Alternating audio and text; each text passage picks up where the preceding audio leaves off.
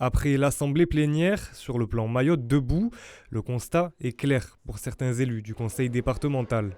La reconstruction de Mayotte doit se faire avec les Mahorais, par les Mahorais.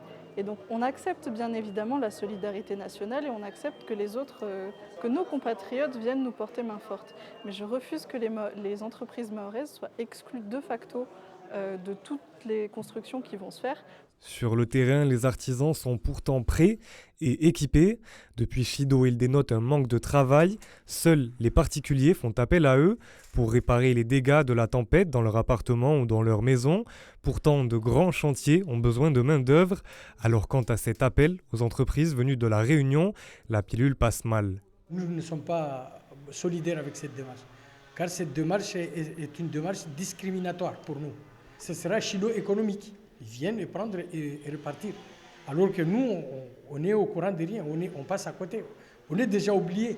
Avant même que ça commence, la reconstruction, on est oublié. Même son de cloche chez les grandes entreprises en bâtiment de l'île.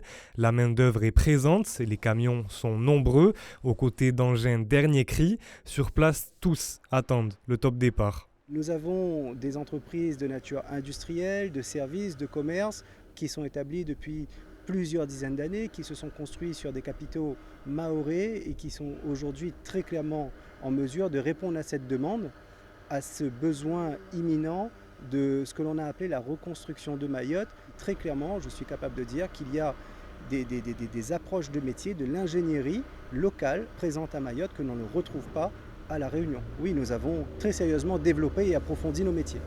Être associé à la reconstruction de Mayotte, c'est ce qu'ont demandé les acteurs économiques mahorais dans une lettre envoyée aux élus nationaux.